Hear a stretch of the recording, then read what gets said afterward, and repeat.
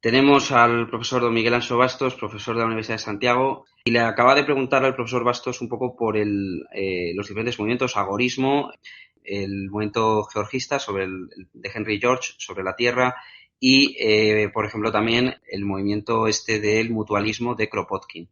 Estaba, me refería al mutualismo. El mutualismo quizás sea de los cuatro que acaba de decir el más desarrollado teóricamente, ¿no? El mutualismo, aparte de Kropotkin, yo lo veo mucho en Proudhon, sobre todo en el último Proudhon, en la idea general de la revolución en el siglo XIX, que es una especie de libre mercado, pero sin capitalismo, ¿no? Y es una idea que es muy, muy interesante, porque los mutualistas desarrollan un sistema de libre mercado, de propiedad privada, lo cual puede funcionar bien, pero sin relaciones, por ejemplo, salariales. No les gusta el trabajo asalariado, ni les gusta en general el sistema capitalista, el sistema de financiar o de capitalizar inversiones, sino que más bien se centra en el libre mercado y propiedades privadas a pequeña escala. Eso sí, pero sin eliminar el dinero ni eliminar este tipo de cosas. Digo que esto ha sido desarrollado muy recientemente, pues digo que es el más elaborado de todos, en mi opinión, porque hay un mutualista moderno que podríamos considerarlo casi la ala izquierda del anarcocapitalismo, que es la obra de Kevin Carson. No sé si es conocida por ustedes, porque es un autor muy, muy profundo, en una serie de libros, estudios creo que está traducido en parte, estudios en economía política mutualista, ¿no?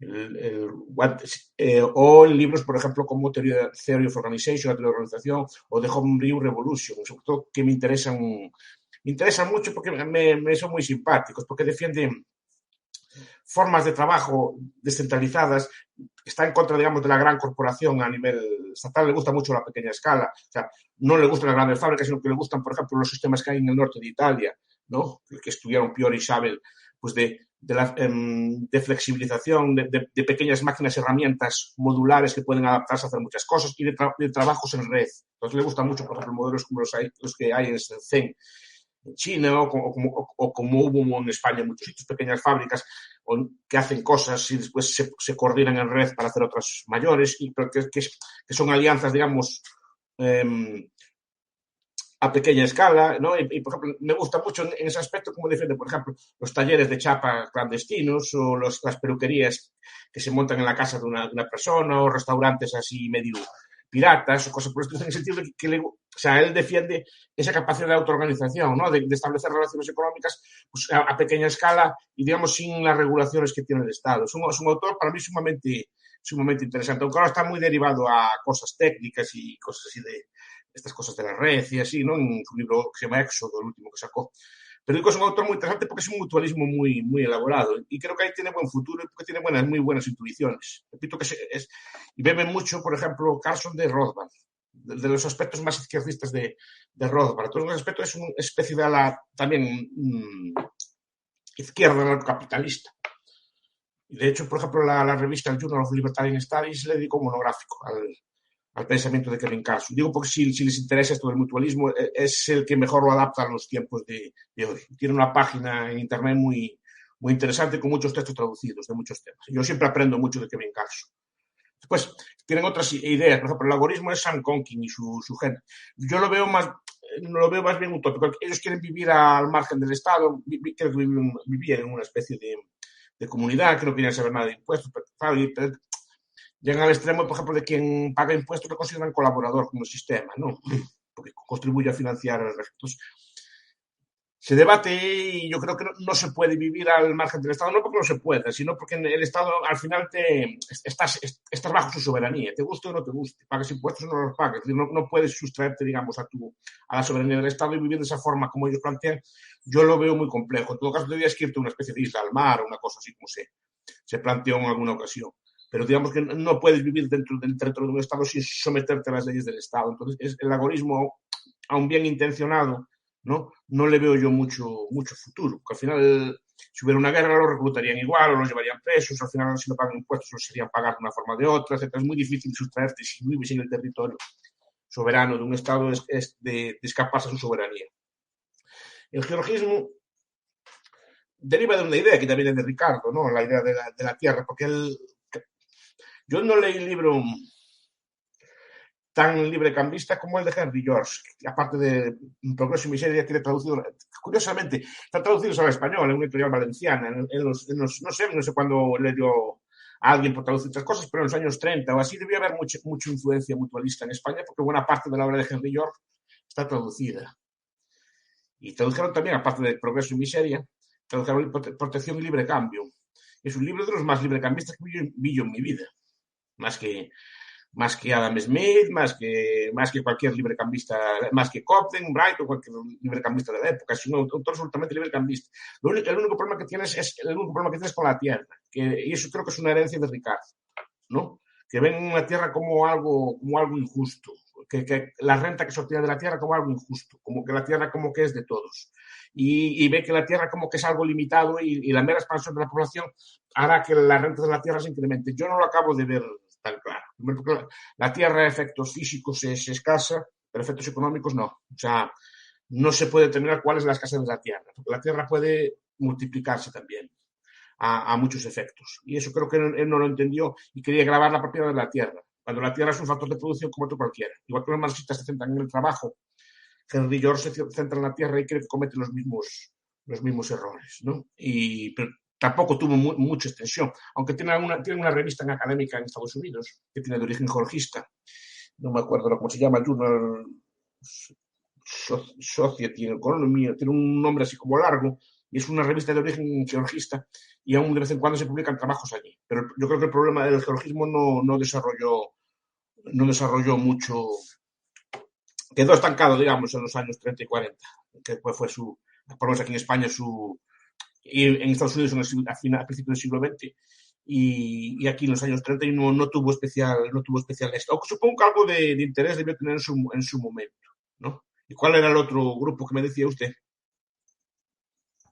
El paleolibertarismo un poco es lo que faltaba, porque eso es el que usted un poco también conoce. Ha mencionado antes, por si no se hubiera grabado, España en la Alta Edad Media, de Robert Collins, un poco de Sí. la sociedad libertaria tradicional, que es la tradición hispánica, ¿no? Al principio, cuando habla de la Alta Edad Media, comenta eso, efectivamente, que Roma, por ejemplo, no hubo estatalidad. La gente piensa que Roma, España romana, y que Roma dominaba toda España. No dominaba toda España, dominaba unas cuantas ciudades, unos núcleos comerciales. El resto del territorio vivía en anarquía como vivió hasta el siglo VIII, hasta el siglo X. Creo que Félix Rodrigo Mora también habla de esas cosas, ¿no? Pues, el paleolibertarismo se le llama, por un lado es libertarismo, pero por otro lado es un libertarismo conservador. Digamos que una sociedad, lo que viene a decir es que una sociedad libertaria, para funcionar bien, tiene que estar basada en valores conservadores. Eso es lo diferencia de los anarquistas más clásicos, ¿no? Los anarquistas clásicos, así Kropotkin, Bakunin, el anarquismo también implicaba una forma de vida no autoritaria, entonces, ¿no? Pero tienen unas pautas de vida, así como muchas veces eran muy higienistas, ideas de la época, ¿no? Higienistas, eran así a veces nudistas, no gustaban del alcohol ni de cosas así, gustaban de cosas vegetarianas, llevaban una vida bastante ordenada, ¿no? Pero tenían sus peculiaridades. Pero digamos que eliminaban las figuras de autoridad extracomunitarias, sí, religiones, por ejemplo, el papel tradicional de la familia, etc. Y eso al paleolibertario no le gusta. El paleolibertario es un libertario que quiere vivir en ambientes socialmente conservadores. Hermann Hoppe, por ejemplo. ¿Qué? ¿Hermann Hoppe le consideraríamos paleolibertario o...? Por ejemplo, bastante. Y el último Rothbard. Quería ahora también un poco contrastar con Iván. Yo no sé si se ha grabado lo anterior, la verdad que me da mucha pena. Hemos hecho un breve repaso un poco a Néstor Magno, el Ejército Negro. Si luego da tiempo, que no lo sé, lo podemos volver a tratar. Quería preguntarte, Iván, por tu estudio, que tú has investigado mucho a Herbert Spencer y a Lindsay Spooner. Hombre, no es que les haya investigado mucho, pero la verdad que son autores que a mí me han influido bastante en mi manera de ver el mundo. Eso es cierto. Y lo que pasa es que no sé exactamente el profesor Miguel Anso en qué rama del pensamiento libertario incluiría estos autores. Yo para mí son los grandes clásicos, pero personales míos. No sé exactamente en qué rama del pensamiento se les podría encasillar. Hombre, Spencer es casi un anarquista, un individuo contra el Estado, por ejemplo, y en otros trabajos que tiene. Capaz que con razón a veces se le achaca de que es un exceso egoísta. Yo tampoco soy tan egoísta, ¿no? Es más tipo Max Stirner. Es más egoísta, esto que no hay que ayudar a los más débiles, y eso, por ejemplo, un paleo no te lo defiende. Un paleo moderno no te lo defiende. Defiende que debe ayudarse, por ejemplo, a las personas más necesitadas, pero no desde el Estado, sino desde instituciones de la sociedad civil.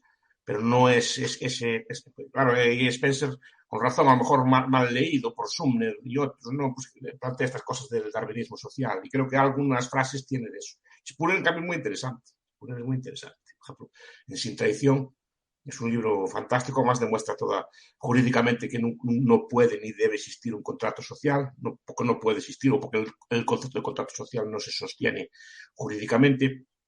O, por ejemplo, en Los vicios no son crímenes, ¿no? Por ejemplo, pues es un alegato muy, muy bueno, por ejemplo, contra la intromisión, digamos, del Estado en la vida de las personas, ¿no? Pues creo que se refiere a las drogas o otro tipo de conductas, digamos, que no son dañinas para nadie, los famosos delitos sin víctimas, pero que aún así el Estado las reprime. Spooner es más anarquista. De hecho, repito, yo creo que el anarquismo moderno tiene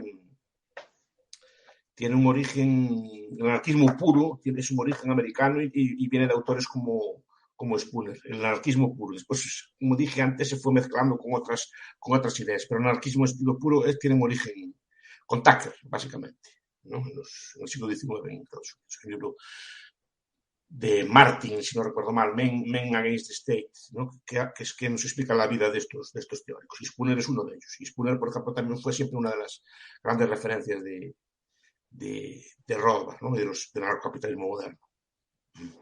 Pues sí, mira, ha mencionado el profesor una obra que para mí es fundamental y voy a decir por qué. Y es la de Los vicios no son delitos, o los vicios no son crímenes, según como se traduzca. Sí. Y es porque para mí es la obra que, aparte de que yo la podría suscribir casi párrafo por párrafo, porque coincide muchísimo con mi forma de pensar, yo creo que es lo que ahí se propone, o sea, la forma de entender la ley y su aplicación que se propone en ese libro, creo que es la que podría hacer convivir a los, por ejemplo, los que mencionaste antes, Pedro, a los que llamamos paleolibertarios, con los que son menos conservadores.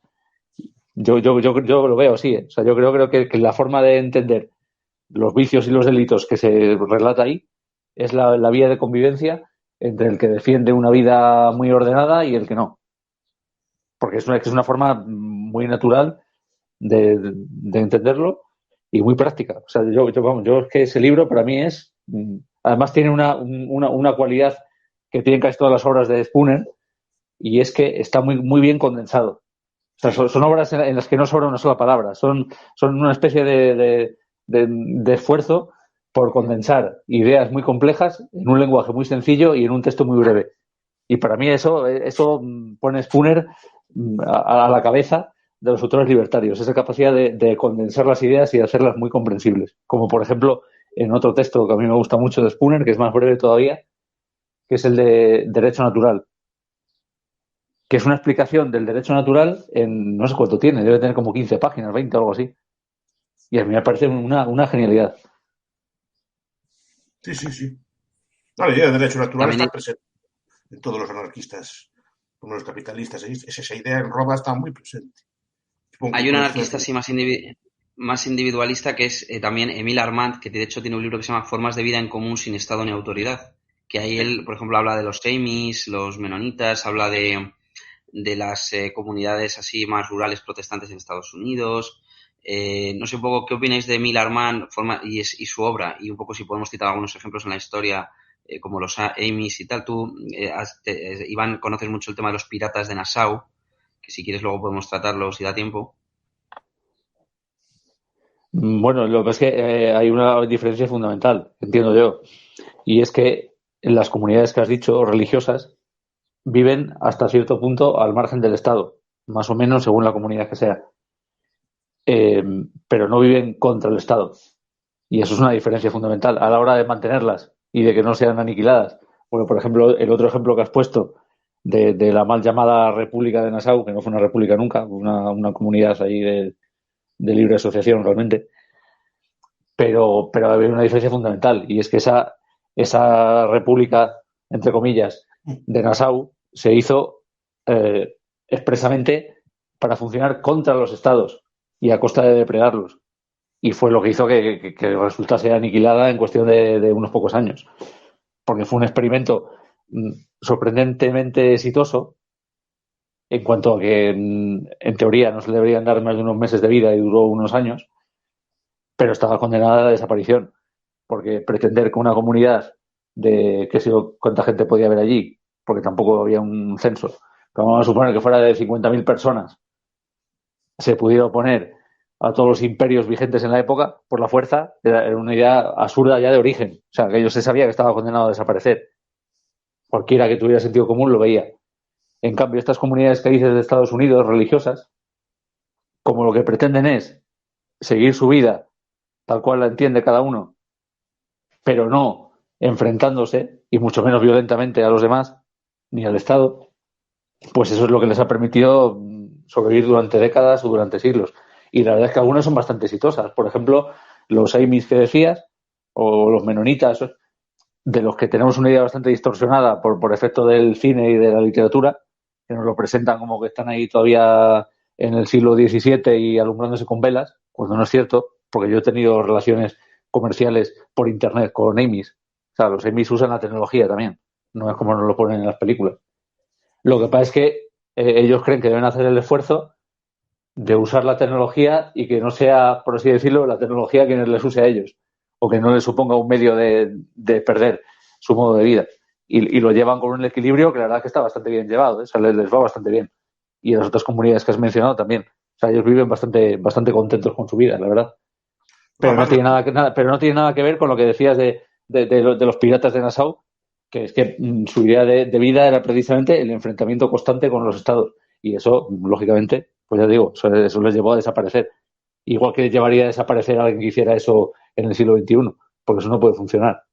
Porque los estados tienen una capacidad económica prácticamente infinita para armarse y para ejercer la violencia, y los particulares no la tienen, aunque se asocien, porque sus recursos van a ser mucho más limitados que los del Estado. Entonces, yo creo que la diferencia fundamental está ahí, Pedro. No sé si va por ahí la pregunta.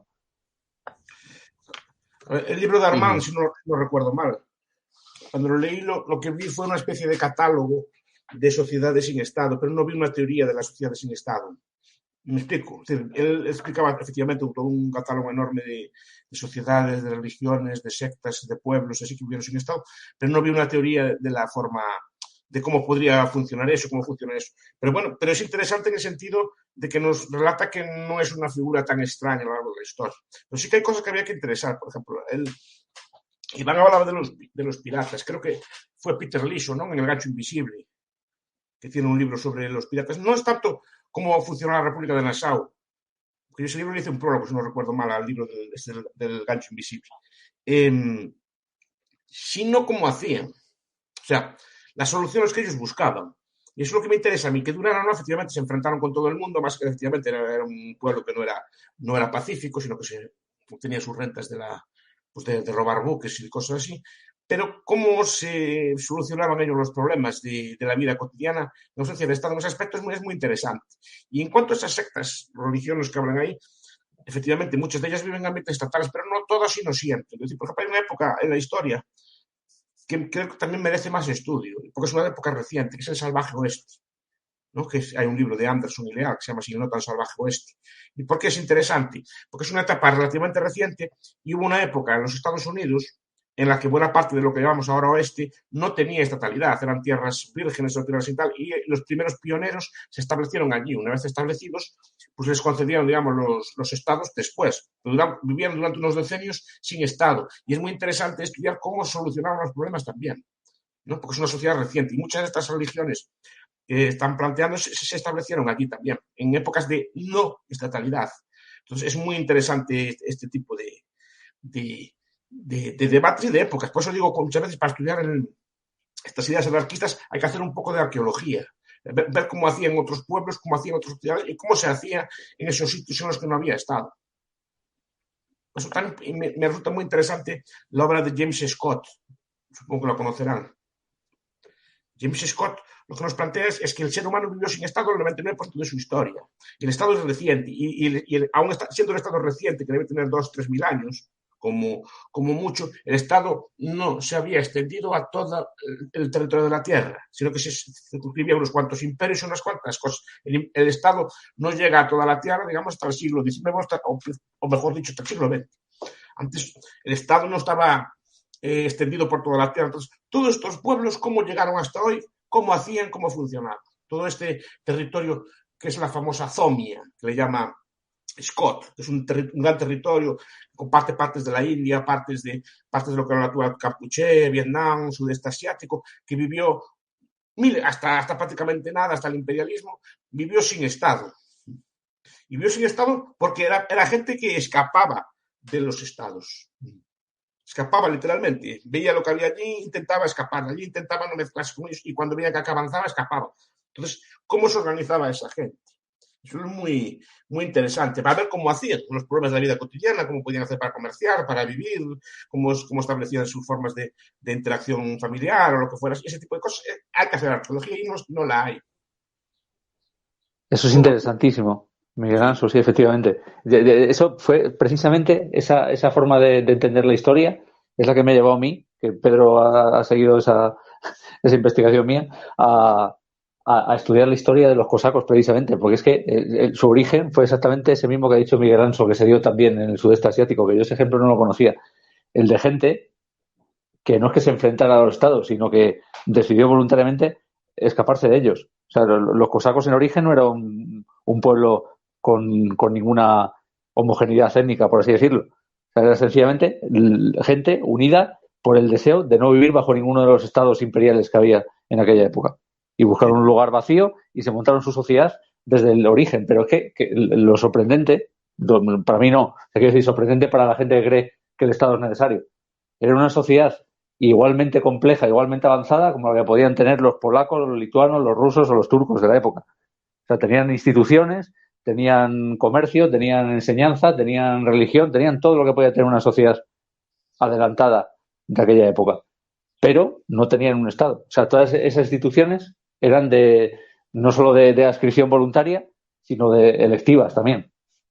O sea, no se parecía nada a las sociedades de la época en cuanto a su organización jerárquica, pero sí que se parecía en cuanto al adelanto de la vida y a las comodidades relativas, porque estamos hablando del siglo XVI, XVII, pero sin Estado, realmente. O sea, ahí no existía ni Estado, no tenía nada. No debemos tener muchos registros, porque la historia, en sus orígenes, es un invento estatal también. A día de hoy no, pero en su momento la historia reflejaba pues los hechos o las frases o las actuaciones de los emperadores y de los reyes de su momento, y la historia normalmente está muy sesgada y está sesgada a favor de los estados. Eso cualquiera lo puede ver. Seguramente estos pueblos no se preocuparon de alabar su propio régimen ni de registrar sus acciones, por tanto no tenemos buena documentación. Y eso es un fallo muy grave, que hay que remediarlo, hay que estudiar, hay que hacer algún tipo de... Ahora se puede hacer historia, digamos, sin documentos, con arqueología y con cosas por el estilo. Un amigo mío que es arquitecto, se llama Selas, pues le gusta estudiar la historia, por ejemplo, de los pueblos de Galicia, pues desde la arquitectura. Efectivamente, demuestra que la arquitectura de Galicia era una arquitectura anarquista. Que no tenía un castillo en el medio, o sea, en los pueblos, digamos, pre-romanos, ¿no? Está como estaba distribuida, etcétera, no había un centro, digamos, político, y te lo va demostrando con arqueología, y yo creo que la arqueología puede hacerse también con muchos pueblos de estos, buscando como hacía, repito, cualquiera que estudie la historia, yo me gusta estudiar, fui profesor de teoría del Estado y estudio teoría del Estado, entonces veo que los estados históricamente no tienen más de 3.000 años. Cómo hacía la gente antes y cómo hacía donde no había Estado, ¿no? Además, lo que explica Scott es muy bueno. Los estados, muchos aparecían y desaparecían, por falta de legitimidad. Mantener un Estado al principio, cuando la gente no estaba totalizada y no estaba, digamos, imbuida o adoctrinada en los valores del Estado, era muy difícil. Y muchos de ellos desaparecían. De hecho, la mayor parte de los imperios antiguos desaparecieron sin dejar rastro. Después aparecieron otros. Y digamos que en Europa, etcétera, el modelo europeo se extendió al resto del mundo. Pero muchos pueblos vivieron perfectamente sin él y vivieron sin él hasta hace muy poco. Y eso es un tema muy, muy interesante. Y seguramente a día de hoy existen muchos pueblos sin Estado, aunque están sometidos a un Estado, existen ciertas zonas en el mundo, a lo mejor en la Amazonia, así que existen pueblos, digamos, que operan al margen del Estado, quedan algunos restos, digamos, del pasado. Pues ver cómo solucionan sus problemas, cómo actúan, siempre es muy interesante. A ver cómo sobre todo, para ver si se pueden aplicar esas soluciones a los tiempos de hoy. Obviamente modernizadas y adaptadas, ¿no? Y eso sería un tema de gran interés. El Pues Estado, sí, como es una fuerza coercitiva, perdona, Iván, te interrumpo un momento. Yo veo que intervienen cuando hay cuando cualquier comunidad se arma masivamente. Es decir, cuando puede resultar una ligera competencia. Es decir, por ejemplo, en Waco, el motivo por el que interviene el FBI fue porque se arman masivamente.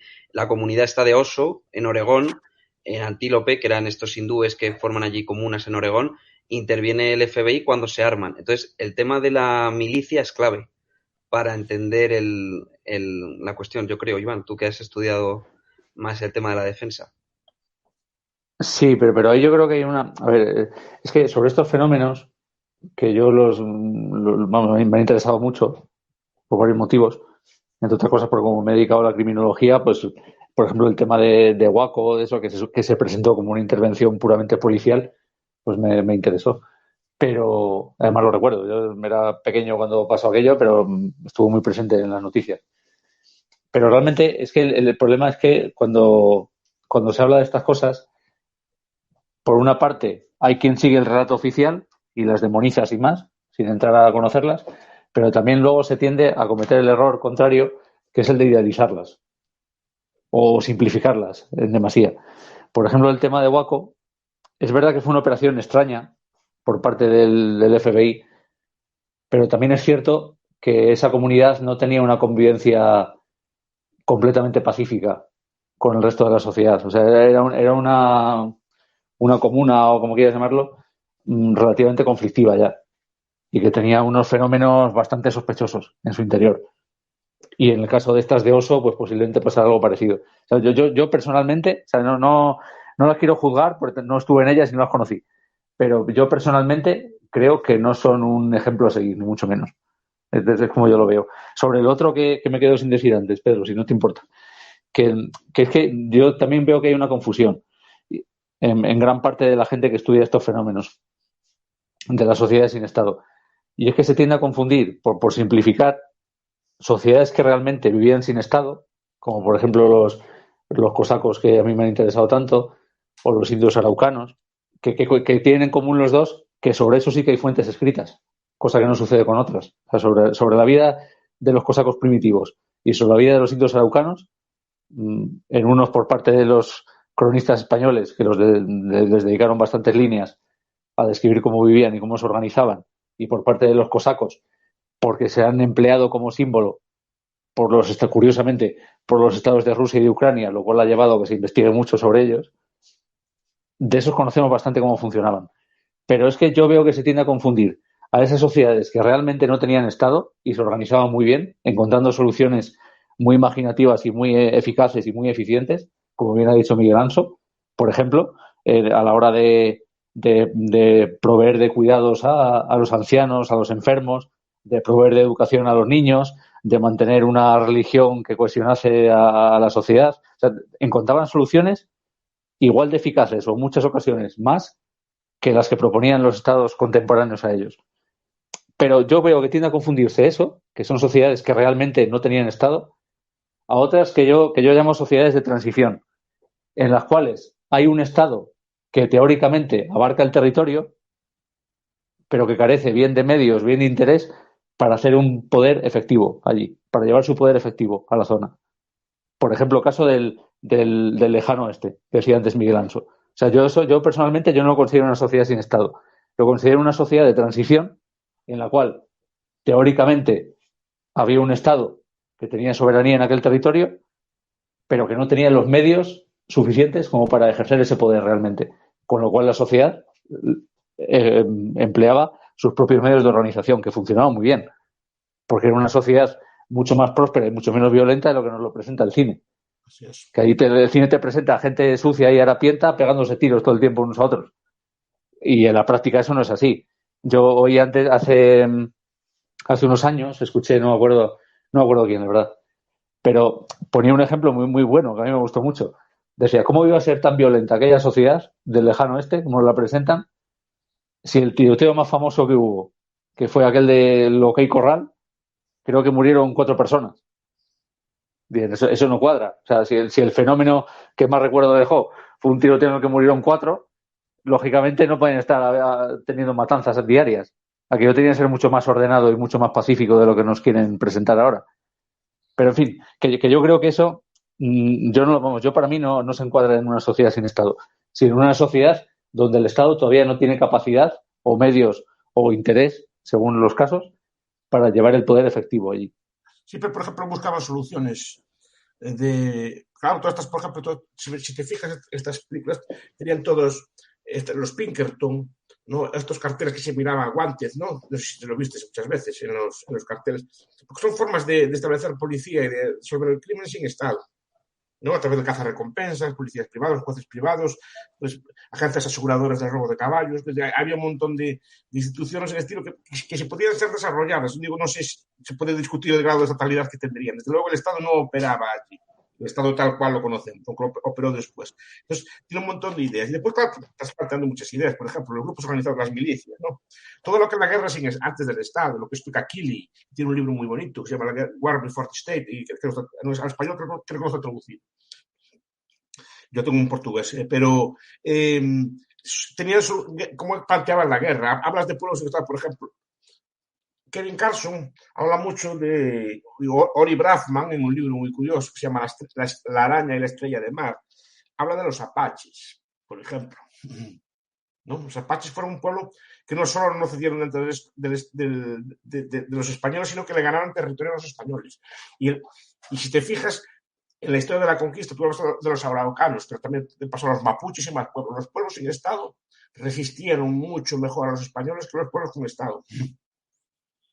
Y los apaches no tenían Estado. Los apaches cuando los atacaban se dividían. O sea, no había una cabeza del Estado. Y de hecho, para acabar con los apaches, tuvieron que crear una especie de Estado apache para poder centralizarlos y acabar con ellos, ¿no? Entonces, esto es muy, muy interesante. Digo porque hablamos de las milicias y de los grupos organizados. Los emperadores romanos temían a cualquier grupo organizado. Pues decían y pensaban con razón que cualquier grupo organizado podía plantarles cara, podía organizar una defensa. Pensar, por ejemplo, en otros países islámicos, cómo la religión o las iglesias pueden plantear una forma de defensa, ¿no? Como cualquier grupo organizado, desde un grupo de bomberos hasta un grupo de ciclistas organizados, pueden plantear una misma organización de defensa. Y lo veremos en la guerra de Ucrania, que es más anárquica de lo que parece. Seguramente serán los elementos anárquicos del ejército ucraniano los que le planten mejor cara a los del Estado ruso y cómo va a tener problemas al enfrentarse con ellos. Un Estado está preparado para atacar a otro Estado, pero está muy incómodo con formas de lucha que no son estatales. Eso lo plantea un teórico militar israelí que se llama Martin Van Crevel, un libro que se llama Transformation of War, on the Rise and Fall of the State, que explica muchos de estos temas, cómo los estadounidenses tienen serios problemas para enfrentarse a todo tipo de organizaciones que no tienen, digamos, no están organizadas de forma estatal, sino organizadas de otra forma, y cómo les plantan cara y les imponen unos costes cada vez más grandes, ¿no? Pero piensa que esa idea, cualquier organización vale. La iglesia, por ejemplo, una iglesia, una religión puede servir de centro de resistencia, incluso de armamento frente a un ocupante extranjero o cualquier otra institución. Eso lo sabían muy bien los antiguos, por eso no les gustan las milicias ni les gustan estas cosas. Sí, yo soy un gran defensor de ellas. Pues sí, eso es, la verdad es que es un tema fascinante. Y a mí lo que me fascina realmente es que, porque para mí es lo más natural del mundo, entenderlo así. Y por eso me hizo muchísima ilusión cuando escuché hace meses o años ya una charla que dio precisamente el profesor Miguel Anso, donde explicaba esto. Y es que para mí es tan natural verlo así, que lo que me sorprende es que a la mayoría de la gente le sorprenda esto. Porque es que para mí es evidente la explicación de por qué una sociedad sin Estado es mucho más difícil de conquistar que una que tiene Estado. Y tiene varios motivos, pero para mí el más psicológico, por así decirlo, es que una vez que una persona ha entregado su soberanía a una institución, el cambio de pasar de entregársela a una a entregársela a otra es pequeño. Que es lo que pasaba en la antigüedad cuando había conquistas, que la gente muchas veces no sabía ni siquiera bajo qué rey vivía, porque le quitaban uno, le ponían otro y qué más da. Le pasaban de pagar tributos al rey perico a pagárselo a otro y ya está. No había mucho cambio. Pero en cambio, el pasar de ser libre a entregar la soberanía, ese cambio sí que es grande. Y por eso la gente defiende su libertad con uñas y dientes, cuando la tenía, cuando era consciente de que la tenía. Yo recuerdo Sí, me yo recuerdo haber leído, no sé si es correcto históricamente, que los godos, cuando vinieron a España, escaparon del País Vasco, porque el País Vasco, al no estar tan romanizado, aún no había delegado su defensa a un Estado central, sino que los vascos de antes sabían defenderse solos, digamos, era una población armada. Todo el pueblo, digamos, toda la gente sabía más o menos, tenía unos rudimentos de defensa, los godos escaparon de ellos, no quisieron ocupar y fueron a ocupar territorios que sí, como el resto de la península ibérica, había delegado su defensa en el Estado central y por tanto quedó en defensa una vez derrotado el ejército central. ¿No? Claro, sí, efectivamente, es un buen ejemplo también. No sé si correcto, eso, pero yo no recuerdo haber leído. Sí, yo también lo he oído. Lo que no sé si tiene fuentes o si es una teoría, pero bueno, pero está bien. Es un buen ejemplo. Sí. Y eso se vio en el caso en los que hemos mencionado ahora, en el caso de los cosacos, en el caso de los araucanos, se vio perfectamente. O sea, que era gente. Bueno, los araucanos nunca entregaron su soberanía. Hasta que no hubo una disparidad enorme de medios en el siglo XIX, en que ya había ejércitos muy tecnificados que les podían aniquilar literalmente, cosa que no sucedió en tiempos de la conquista de los españoles, no cedieron su soberanía. Y en el caso de los cosacos tampoco se la pudieron arrebatar. Lo que sucedió con los cosacos, que ya lo hablamos en el programa anterior, Pedro, fue que ellos voluntariamente decidieron hacer unos pactos con el Imperio ruso en el que pasaban a formar parte de él, en teoría, respetándoseles las libertades, que luego, como siempre pasa, se las fueron quitando poco a poco. Pero fue una decisión voluntaria. Ahora, en la guerra de Ucrania, sí, eso es un caso con los rusos. Eso es un caso que otra vez habrá que analizar porque es una paradoja histórica bastante grande. ¿Quién están los cosacos ahora?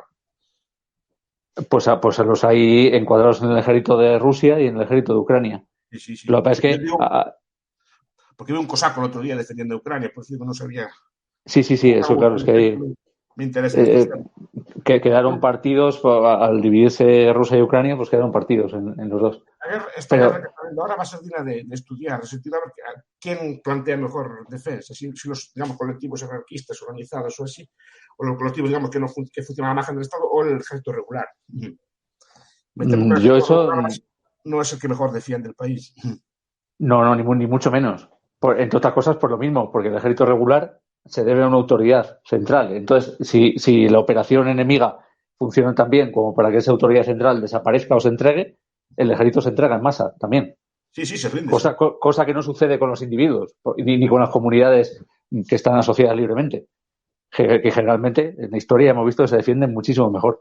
Incluso hay otra cosa que se me olvidó decirle antes, que es muy curiosa, porque para la mayoría de la gente que defiende al Estado, un Estado es la única institución que puede garantizar un ejército como tal, o sea, como se entiende, un ejército encuadrado con unidades, con mandos, Pero lo mismo los cosacos que los araucanos son el ejemplo que destruye totalmente esa forma de pensar, porque ambas sociedades, estando tan distantes en la distancia y en la cultura, tenían ejércitos, por así decirlo, modernos o contemporáneos en su momento. O sea, el ejército de los cosacos o el de los araucanos tenía una forma de encuadrarse y de organizarse y de ponerse en funcionamiento que era muy parecida al del ejército del Imperio Español, del Imperio Ruso, del Imperio Turco, cualquier ejército de la época. Y los araucanos lo mismo. De hecho, si habéis leído el poema épico de la Araucana, que es una auténtica joya de la literatura, ahí se describe con asombro la organización perfecta militar que tenían los araucanos y que se parecía mucho, según el autor, a la de los españoles. En su formación a la formación de tercios que tenían los españoles en aquel momento, se parecía mucho a la forma que tenían los araucanos de pelear y organizarse. La diferencia fundamental, que lo mismo en el poema de la Araucana que en las crónicas que hay sobre los cosacos primitivos, ahí está registrado, es que en estos ejércitos, siendo prácticamente idéntica la forma de organizarse y la jerarquía de mandos, la diferencia es que los mandos eran electivos. De hecho, el Araucana tiene un verso que espero no destrozarlo porque lo voy a citar de memoria, pero que a mí me pareció maravilloso a la hora de escribir esto. Era una estrofa que decía: los cargos de la guerra y preeminencia no son por bajos medios proveídos, ni van por calidad, ni por herencia, ni por hacienda o ser mejor nacidos. La virtud del brazo y la excelencia esa hace a los hombres preferidos. Esa ilustra, habilita, perfecciona y quilata el valor de la persona. En ese verso, en esa estrofa, está recogida a la perfección la diferencia que tenían esos ejércitos libres con los ejércitos estatales.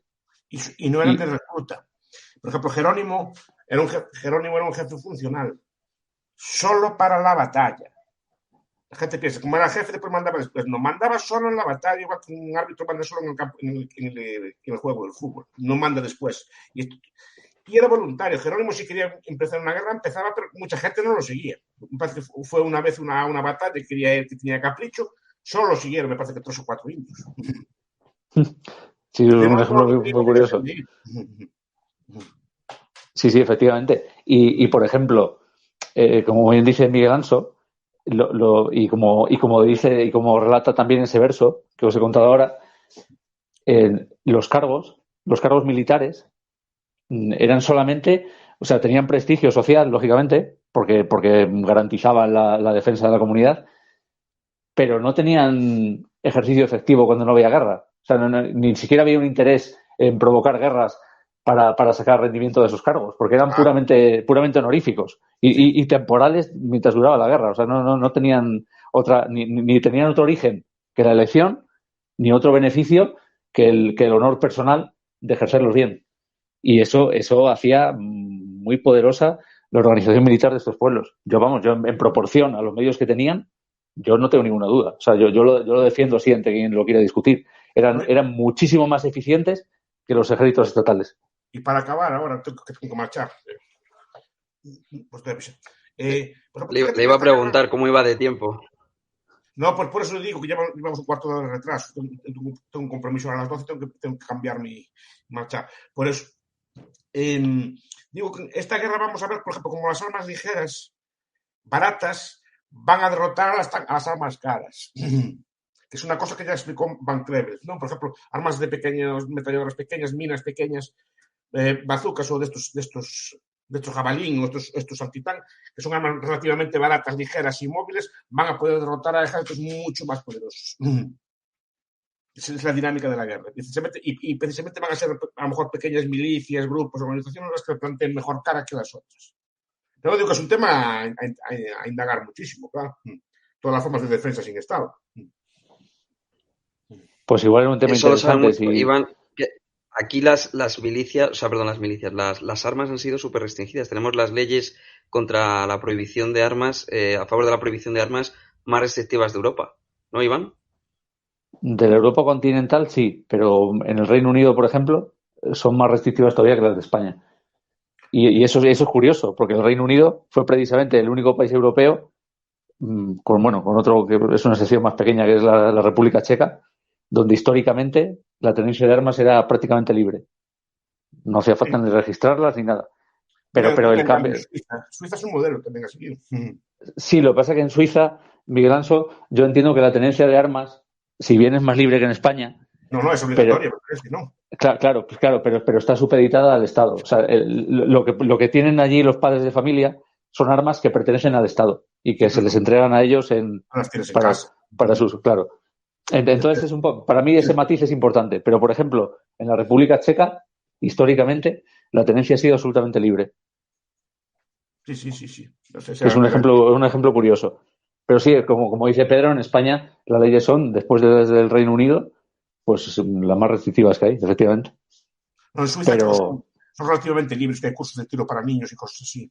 Sí, hay bastante cultura de las armas en Suiza. Lo que pasa es que el Estado ha conseguido apropiarse de esa cultura y conseguir que ahora la tenencia de armas pues prácticamente esté supeditada a que el Estado la permita o la obligue, en ese caso. Creo que es para los ciudadanos solo, pero creo que tienen obligación de tener un Sig Sauer automático en casa, engrasado, pero lo tienen en casa, es decir, aunque sea dentro del Estado, lo tienes ahí en casa. Sí, pero hay un matiz ahí bastante importante, dos matices. El primero, que ese arma está ligada al servicio militar obligatorio. O sea, el tener ese arma Claro. Que para mí ya es una muestra de tiranía absoluta. O sea, el hecho de que el Estado disponga de tu vida y te diga por qué tienes que combatir, eso a mí me parece inaceptable desde un punto de vista libertario. Y luego también que tienen el arma, pero que, o ha cambiado eso, o cuando yo estudié el asunto, creo recordar que no tenían la munición. O sea, que en el caso en el que el Estado decida movilizar a esos soldados que tiene ahí en la reserva, les entrega la munición y el resto del equipo. Entonces, yo para mí el caso de Suiza, yo creo que está sobrevalorado desde el mundo libertario, porque Sí. tiene unos matices bastante importantes. Está sobrevalorado en ese sentido, pero la idea es buena. Sí, la idea respecto a la defensa del país es buenísima. Un país donde haya, qué sé yo, por ejemplo, en el caso de España, si España tuviera 20 millones de personas armadas, directamente sería un país imposible de conquistar. Efectivamente. Porque lo que decía antes Miguel Anso es acertadísimo. O sea, las armas ligeras, en proporción a su coste, son muchísimo más eficientes que las armas pesadas. Las grandes armas que nos presentan, dicen, mira, que España, que la gente, a los nacionalistas les encanta, a los nazistas españoles, dicen, uy, qué bien, mira, España, que se ha comprado un destructor que tiene 20.000 cañones y eso, en proporción a lo que cuesta, que es una inmensidad, no vale nada para defender al país. Mira, el que tenían los ucranianos no tuvieron que hundir los ucranianos. Claro, ¿qué es lo que pasa? Lo hundieron antes que cayera en manos de los otros, pero mira que para qué les valió. Claro, sí, efectivamente, es que es así. Tan cara. Claro, es que es así. O sea, esas máquinas que cuestan miles de millones se hunden de un bombazo. Y se acabó. Ya acabo, que tengo que marchar. Hay un libro que te gustaría, que es el de Mericaldor, se llama El Arsenal Barroco. Ah, pues lo tengo que buscar, sí. La mayor parte de las armas no son para usar, son para exhibir. Sí, baratas. Es así, sí, es lo que decía Miguel Anso. Yo creo que como conclusión y como, bueno, o como punto de unión con otro programa que hagamos si queréis sobre este tema, que es interesantísimo, pero efectivamente, o sea, un arma antitanque, por ejemplo, en manos de un civil, o sea, no una, claro. Quiero decir, si los habitantes de una ciudad están provistos de armas antitanque, esa ciudad es imposible de conquistar. Sí, lo que sí que pueden hacer con el arsenal moderno, eso sí que es cierto. O sea, y también hay que decirlo.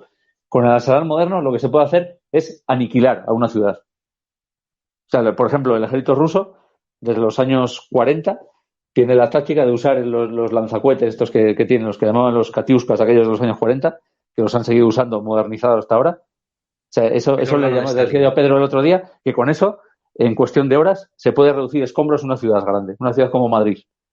Pero eso no es lo mismo de conquistarla. Es que mucha gente confunde eso. No, porque el escombro es peor que un búnker.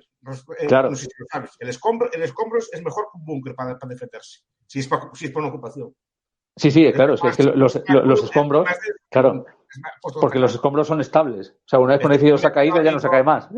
Por eso las ciudades con escombros resisten muy bien. Pasan hambre, lo que sea, pero resisten muy bien. Pero otra razón más para no vivir en ciudades. También es verdad. Sí, efectivamente. Claro, esa forma de urbanizar es muy estatista. La forma de vivir moderna es muy estatista porque en la ciudad la gente depende absolutamente del Estado. Desde el agua, una persona rural puede tener su pozo, puede tener sus cosas, pero vosotros en las ciudades dependéis de todo. Desde el agua, la comida, lo que sea. El campo es mucho más difícil de ocupar. Sí, yo eso lo tengo claro, Miguel Anso. Yo vivo en el campo también y también tengo pozo y sé la diferencia que supone eso, sí. Sí. Pero de todas formas, para terminar ya, que no quiero yo robar más tiempo hoy, pero lo de la defensa en las ruinas, eso el arsenal moderno, por desgracia, lo ha cubierto ya. Porque, por ejemplo, Rusia tiene mucha afición a las armas termobáricas, estas que llaman, o que llaman bombas de vacío, que esas también pueden afectar a la gente que se esconde en los escombros. O sea, esa posibilidad ya pasó a la historia. Pero bueno, aún así, tienes que tener las bombas termobáricas y no sé cuántas tendrán, que no sé si tendrán muchas. Ahora creo que ya, lo que pasa es que no es de cantidad suficiente, pero ya han inventado el poder usarlas en tamaño pequeño con los lanzacohetes. O sea, ya tienen cohetes de estos que se lanzan a las ráfagas, que les gustan tanto a los rusos, ya los tienen con cabezas termobáricas. O sea, que ellos, si quisieran, podrían aniquilar una ciudad, pero es que aniquilar una ciudad no tiene sentido. Lo que le interesa al Estado es conquistar las ciudades. Conquistar las riquezas, ¿no? Porque la quieres arrasar. Claro, ahí está. Si la quieres incorporar a tu país, ¿qué lógica tiene llevar cosas arrasadas? Claro, ahí está la ventaja de la defensa civil. en que solo le dejas al Estado enemigo dos opciones. Sí. O te aniquila, con lo cual lo que va a conquistar es un solar sin valor ninguno y sin gente, Sí, o le es imposible. así es. Bueno, yo me tengo que ir entonces. Dentro de 2 o 3 meses hacemos otra. Venga. Genial, profesor Bastos. Un Chao. placer. Hasta pronto, Chao, chao. Miguel Naso, un placer. Chao. Haremos más programas. Chao. Cuídese.